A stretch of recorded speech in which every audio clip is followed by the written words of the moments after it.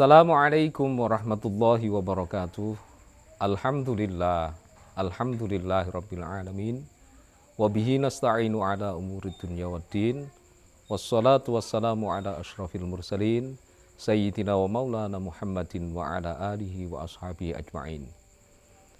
Amma ba'd, jamaah pintu langit yang sangat-sangat saya banggakan. Pertama-tama marilah kita panjatkan rasa syukur kita ke hadirat Allah Subhanahu wa Ta'ala. Karena pada hari keempat ini kita diberikan panjang umur oleh Allah Subhanahu wa Ta'ala, sehingga kita dapat melaksanakan puasa bulan Ramadan ini. Semoga kita semua mendapatkan barokahnya bulan ini. Karena pada bulan ini pahalanya ibadah sunnah diberi pahala dengan ibadah fardu, dan ibadah fardu dilipat gandakan 70 kali. Semoga puasa kita hari ini diberi kelancaran oleh Allah Subhanahu wa Ta'ala. Amin, amin, Allahumma amin.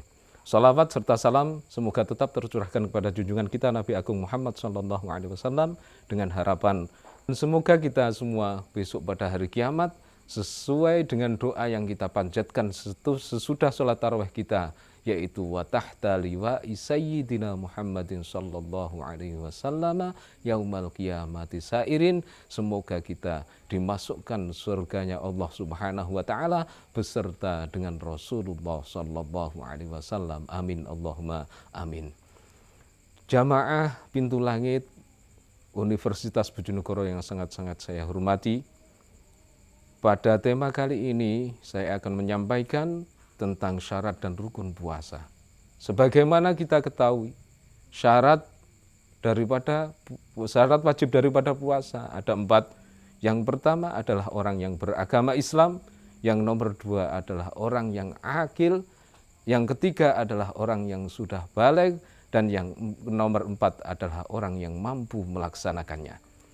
Jadi ketika kita mau melaksanakan puasa, keempat syarat tersebut harus sudah ada. Yang pasti kita harus orang yang Islam, orang yang berakal, orang yang baligh, dan mampu melaksanakannya. Jadi ketika salah satu daripada syarat itu tidak terpenuhi, maka tidak wajib untuk kita melaksanakan puasa tersebut. Itu yang pertama. Sedangkan yang nomor 2 adalah tentang rukun puasa. Sebagaimana kita ketahui, rukun adalah sesuatu yang harus ada dalam pelaksanaan sebuah ibadah. Ketika salah satu rukun tersebut tidak dipenuhi, maka otomatis tidak sah atau batal ibadah tersebut. Termasuk ketika rukun puasa itu harus ada keempat-empatnya. Yang nomor pertama rukun puasa adalah niat. Sebagaimana kita ketahui bahwasanya niat dilaksanakan pada malam hari sebelum kita melaksanakan puasa. Dimulai dari terbenamnya matahari sampai munculnya fajar. Tetapi apabila kita mau melaksanakan puasa, harus melafadzkan niat pada malam harinya. Dengan niatan yang pasti dan memang harus dinyatakan ketika itu ketika itu puasanya puasa fardu. Sebagaimana niat yang biasa kita lafadzkan secara bersama, nawaitu shauma ghadin an adai fardhi syahri ramadhani hadhihi sanah fardhon lillahi ta'ala. Itu niat yang harus kita hadirkan pada malam hari sebelum kita melaksanakan puasa. Yang nomor 2, rukun yang nomor 2 yaitu mencegah diri untuk tidak makan dan minum mulai terbitnya fajar sampai terbenamnya matahari. Apabila kita dalam melaksanakan puasa, kita makan atau minum dengan tidak ada unsur sengaja, maka puasa kita tidak batal. Atau karena ketidaktahuan, karena orang tersebut dalam keadaan baru masuk Islam kemungkinan, karena ketidaktahuannya, makan atau minumnya itu tidak bisa membatalkan puasanya.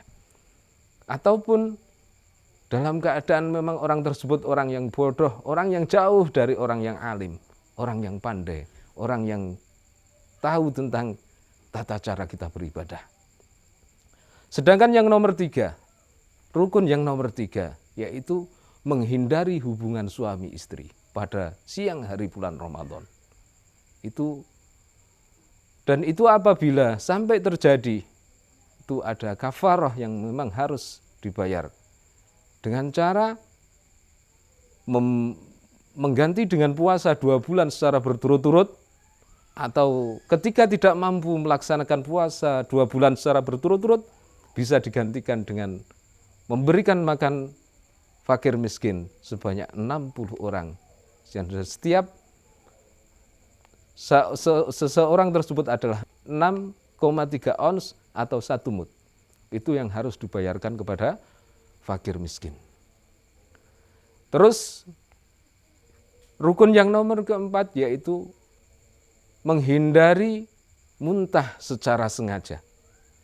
Kemungkinan kalau kita muntahnya tidak sengaja, itu tidak membatalkan puasa kita, akan tetapi kalau kita sengaja memuntahkan diri dengan cara memasukkan jari kita atau benda apapun yang bisa mengakibatkan kita muntah, itu adalah sesuatu yang membatalkan puasa kita.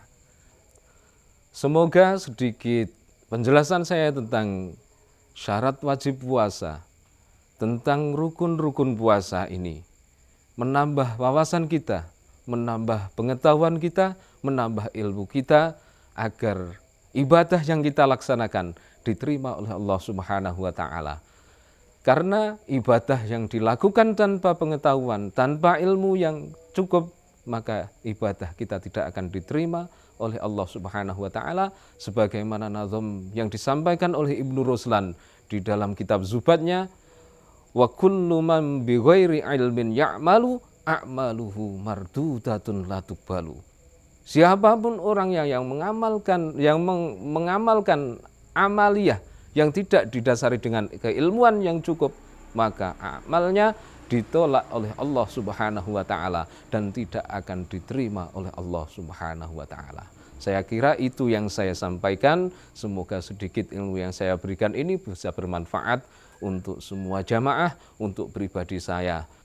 Kepada Bapak Ibu yang mau mendaftarkan anak-anaknya ke perguruan tinggi, saya rekomendasikan daftarkan saja ke Universitas Bojonegoro, jangan jauh-jauh. Saya kira saya cukup sekian. Apabila ada kekurangan, apabila ada kekhilafan, saya mohon maafnya sebesar-besarnya. Dan akhirnya wabillahi taufiq wal hidayah warridha wal inayah. Assalamualaikum warahmatullahi wabarakatuh.